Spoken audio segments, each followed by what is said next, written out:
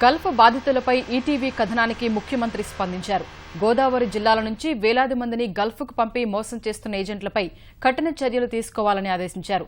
బాధితులకు న్యాయం జరిగేలా చూసే బాధ్యతను మంత్రి పల్లె రఘునాథ్ రెడ్డికి అప్పగించారు. సంబంధించిన అన్స్కిల్ లేబర్స్ కానీ మరీ ముఖ్యంగా మహిళలు బ్రోకర్లు అనేక రకాలుగా ప్రలోభపెట్టి గల్ఫ్ దేశాలకు పోతే మంచి జీతాలు వస్తాయి, మీ జీవితాలు బాగుపడతాయని చెప్పి అనేక రకమైన ప్రలోభాలకు గురి చేసి లేనిపోని ఆశలు భ్రమలు కల్పించి గల్ఫ్ కంట్రీస్కు తరలిస్తున్నారు. అక్కడికి పోయిన తర్వాత ఈ ఏజెంట్లు బ్రోకర్లు వీళ్ళు మోసం చేసి వీళ్ళ పాస్పోర్ట్లు కానీ వీసాలు కానీ తీసుకొని ఆ కంపెనీ వాళ్ళకి అమ్మేస్తున్నారు. తర్వాత వాళ్ళు చెప్పినట్లుగా జీతాలు ఇవ్వకోకుండా సరైన ఆహారం ఇవ్వకోకుండా ఒక చీకటి కొట్టుల్లో బంధించి నరకం అంటే ఏమిటో చూపిస్తున్నారు, నరక యాతన అనుభవిస్తున్నారు.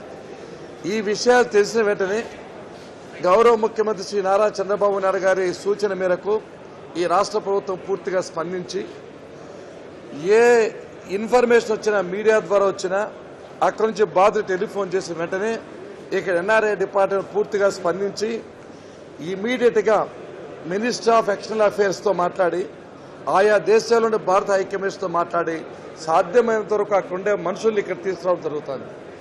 గత సంవత్సరం దాదాపు 850 మంది పైచీలకు ఇరాక్ నుంచి, లిబియా నుంచి, ఇతర రాష్ట్రాల నుంచి, ఇతర దేశాల నుంచి కూడా, ఇతర గల్ఫ్ కంట్రీస్ నుంచి కూడా తీసుకురావడం జరిగింది.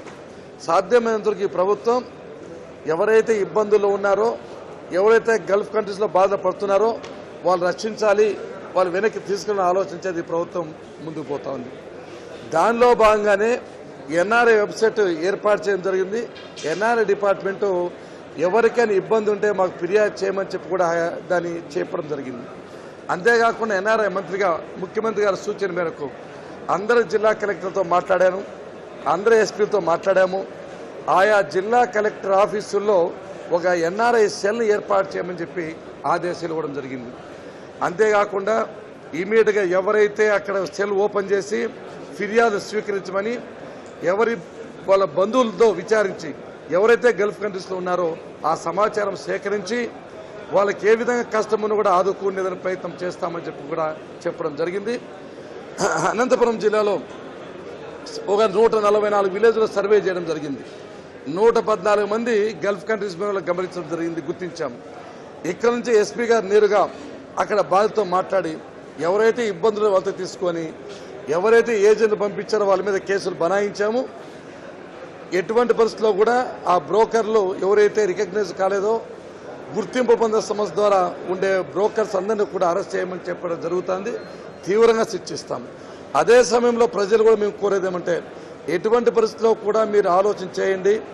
మీరు గల్ఫ్ కంట్రీస్ పోవాలనుకున్నప్పుడు తప్పనిసరిగా కలెక్టరేట్లో మీ పేరు నమోదు చేసుకోండి. అక్కడ మీకు వాళ్ళు అన్ని సదుపాయాలు మీకు కలగజేస్తారు. ఫేక్ ఏజెంట్స్ అయితే వాళ్ళు పోవద్దని చెప్పడం కూడా జరుగుతుంది.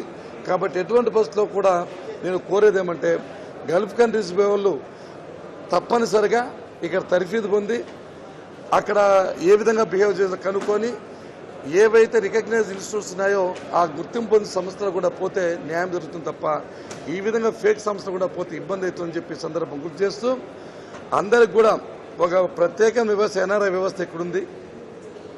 దానికి ప్రోటోకాల్ ఆఫీసర్గా అశోక్ కుమార్ ఉన్నాడు. ఆ వెబ్సైట్ కూడా ఉంది. ప్రతి ఒక్కరిని కోరేదేమంటే అందరి కలెక్టర్ ఎస్పీలు కూడా ఆదేశాలు ఇచ్చాం.